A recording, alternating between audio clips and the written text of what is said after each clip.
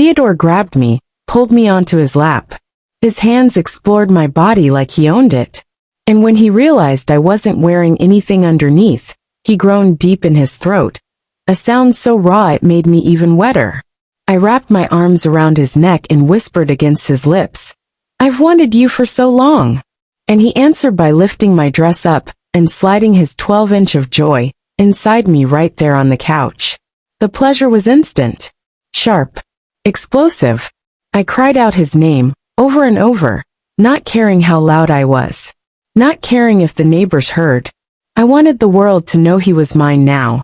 It was dangerous, it was forbidden, and it tasted sweeter because of it. I thought I could keep my feelings hidden. I was wrong. One night changed everything. And when my mother found out, my whole world shattered. My name is Dorothy, the girl who made love with her supposed stepdad. Hello everyone. Welcome back to my channel. If you're new here, do well to subscribe and hit on notifications. To all my returning subscribers, thank you for always watching my videos. I never believed in love at first sight. It sounded like something from a silly movie. But the day my mother married Theodore, I understood it better than I wanted to. He walked into the church wearing a dark blue suit, his brown hair neatly combed, his smile easy and warm. There was something about him, something that made my knees weak. He looked like the kind of man who could ruin a girl without even trying. And that day, he ruined me without even knowing it. I was 23, old enough to know better, old enough to know that falling for your mother's new husband was beyond wrong. But none of that mattered. My heart didn't care. Neither did the heat growing between my legs as I watched him say his vows to her. I sat through the ceremony pretending to be happy, smiling when I needed to, clapping when everyone else clapped. But inside I was battling 1,000 wild, shameful thoughts. At the reception I tried to stay away from him. I really did. But every time he laughed or looked around the room my eyes found him. I couldn't help it. And once, just once, our eyes met. It felt like lightning striking my soul. A flash of connection so fast and so strong it made me gasp quietly. He smiled at me. A small innocent smile. But to me it meant everything. It meant he saw me, not just as Eleanor's daughter, but as a woman. Later that night when I lay in my bed, still in my pink bridesmaid dress, I touched myself to the memory of that smile. I imagined it was his hands exploring me, his mouth whispering against my skin. I knew it was wrong. I knew it could destroy my mother. But the fantasy was too sweet to resist. From that moment, everything changed for me. I became obsessed. Every family dinner was torture. Every birthday party. Every holiday gathering.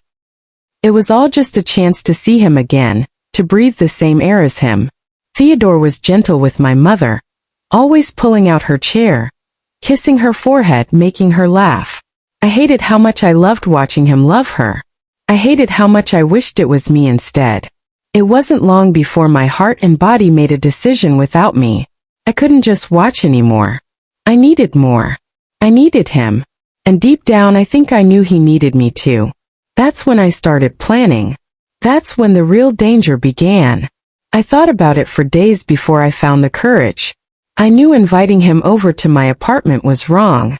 But the more I thought about it, the more I wanted it.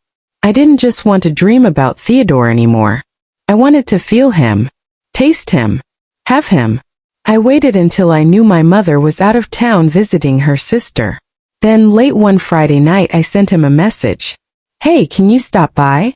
I need help with something. Just you." I stared at my phone, my heart racing. Would he come? Would he even answer? I told myself it was harmless. I told myself it didn't mean anything. But when he replied, "Be there in 20 minutes, my whole body trembled. I changed into something casual but tempting. A soft short sundress. No bra. No panties. I wanted to see if he would notice. I wanted to see if he would break. When he knocked, I almost chickened out. Almost. But then I opened the door and saw him standing there, holding a six-pack of beer like it was just a normal visit. God, he looked even better up close. His eyes roamed over me for a second too long. He noticed. He definitely noticed. We sat on the couch pretending to watch a movie, the air between us thick with something unspoken. Every move I made was careful, calculated. Crossing my legs so the dress rode up higher. Leaning in closer to grab a beer from his hand. Finally, after what felt like forever, I turned to him and whispered, "Theodore." He looked at me, his eyes full of confusion, of questions he was too scared to ask. So I answered them for him. I leaned forward and kissed him. It was soft at first. Testing. Teasing. But when he didn't pull away when he kissed me back, it turned into something wild. Hungry. Like we'd been starving for each other all along. He grabbed me, pulled me onto his lap. His hands explored my body like he owned it. And when he realized I wasn't wearing anything underneath, he groaned deep in his throat. A sound so raw it made me even wetter. I wrapped my arms around his neck and whispered against his lips, "I've wanted you for so long." And he answered by lifting my dress up and sliding inside me right there on the couch. The pleasure was instant. Sharp. Explosive. I cried out his name over and over, not caring how loud I was. Not caring if the neighbors heard. I wanted the world to know he was mine now. The couch creaked beneath us. The walls shook with every thrust. The whole apartment filled with the sound of our moans and gasps and desperate, messy love. When we finally collapsed together, sweaty and panting, my heart felt both full and broken at the same time. Because I knew once wasn't going to be enough. Not for me. And not for him either. For a while it felt like we were untouchable. Theodore would sneak over whenever he could. Sometimes late at night, sometimes on Sunday afternoons when he said he was running errands. Every time he touched me it felt better, deeper, more dangerous.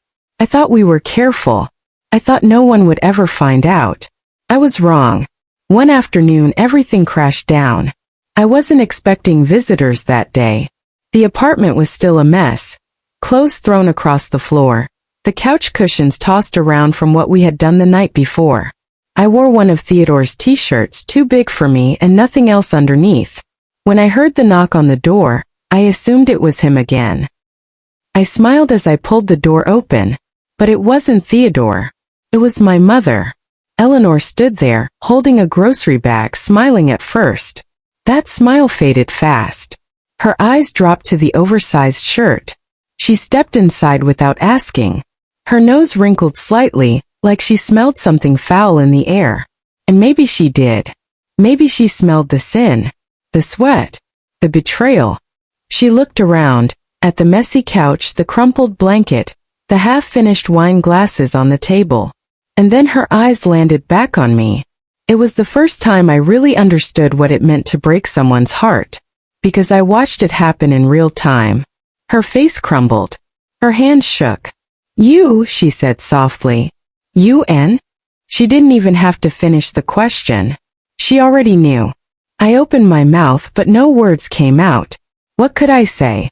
What could possibly make it better? The silence between us grew heavy. Suffocating. She dropped the grocery bag onto the floor, cans rolling across the hardwood.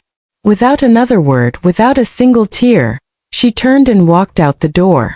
I didn't try to stop her. I just sank down onto the messy couch, pulled my knees to my chest, and stared at the door she had just slammed shut. For the first time, the pleasure I had felt with Theodore turned sour inside me. It tasted like guilt, like shame, like something that could never be undone. The days after my mother found out felt like walking through a nightmare. Everything was broken. Everything was wrong. She didn't answer my calls. She didn't respond to my texts. It was like I had died to her. And maybe in some ways I had. Theodore tried to fix it. He came to my apartment the next evening, his face tired, his eyes full of worry. "She won't talk to me," he said, sitting on the edge of my bed. "She packed a bag and left the house. I don't know where she is." I sat across from him, hugging a pillow, feeling smaller than ever before. "This is my fault," I whispered. Tears stung my eyes, but I refused to let them fall. I didn't deserve to cry. Not after what I had done. He reached for my hand, but even his touch felt wrong now. It wasn't sweet anymore.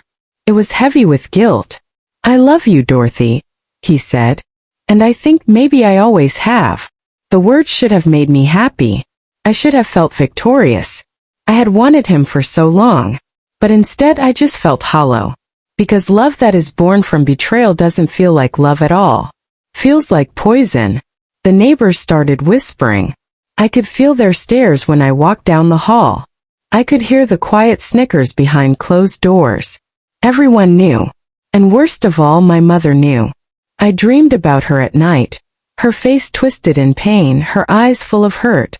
I woke up crying more times than I could count. One night, a week later, I found a letter slid under my door. It was from her.